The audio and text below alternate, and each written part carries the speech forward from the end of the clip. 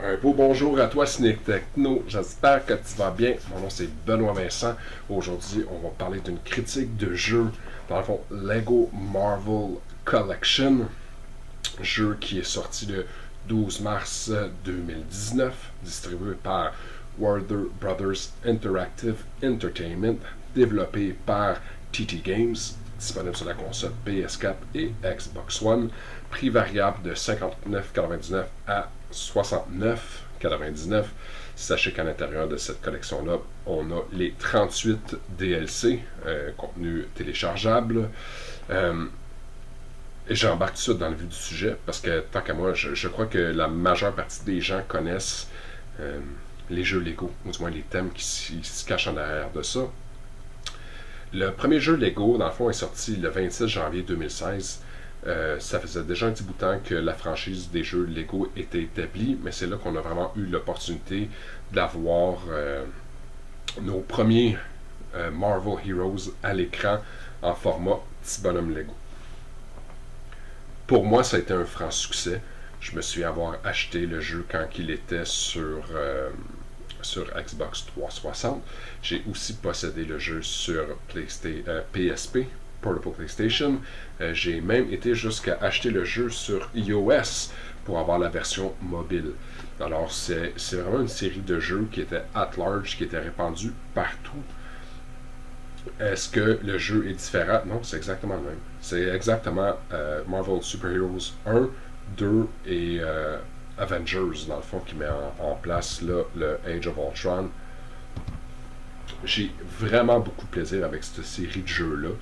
J'ai beaucoup de plaisir avec tous les jeux qui sont Lego. Je trouve que c'est des jeux de plateforme qui se prêtent super bien pour un jeu de console. À la base, le nostalgique en moi aime le jeu de plateforme. Je trouve que c'est une des façons les plus agréables de jouer à un jeu vidéo.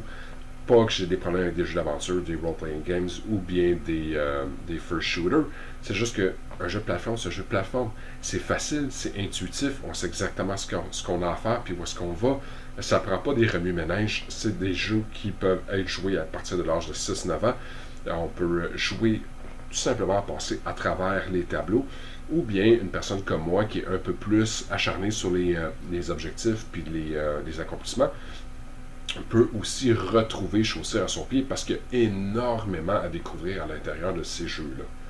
Le fait que les trois jeux se retrouvent à l'intérieur d'une seule collection, c'est encore plus cool. Il y a deux histoires originales qui ont été conçues pour Lego Marvel Super Heroes 1 et 2. Et le Avengers, dans le fond, reprend les grosses scènes des films Avengers.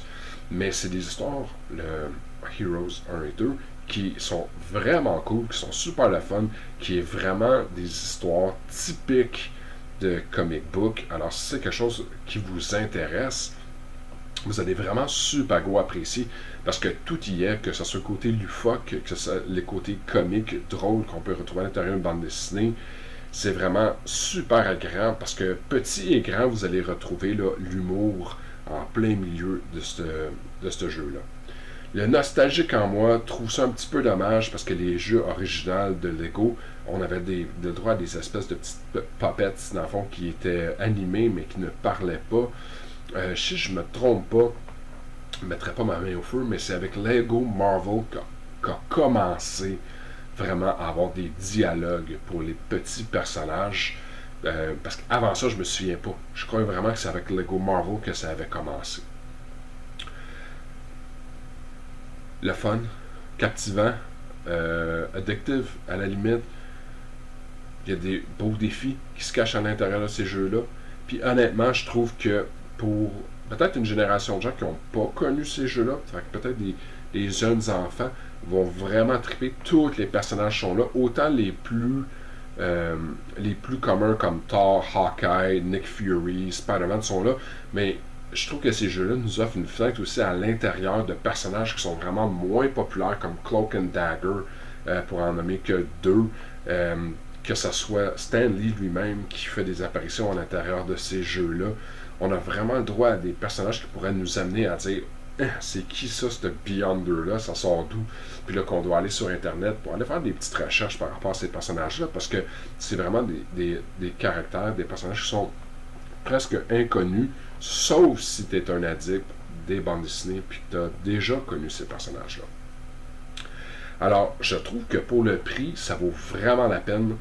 C'est un jeu qui se joue bien. On peut faire des temps d'arrêt, puis revenir plus tard. On n'est pas obligé de dire, ah, je suis obligé de vraiment rester dans mon gameplay, parce que sinon je perds le fil de où est-ce que j'étais rendu. C'est un jeu qu'on peut prendre, tu sais, grab and drop, là. À ce niveau-là, j'ai vraiment aucun problème.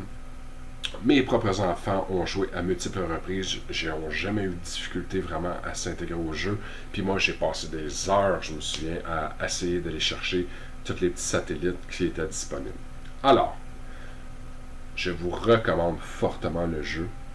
Mon nom est Benoît Vincent. Pour une autre critique signée ciné-techno.com. Aime, partage, commente. À bientôt, mon ami.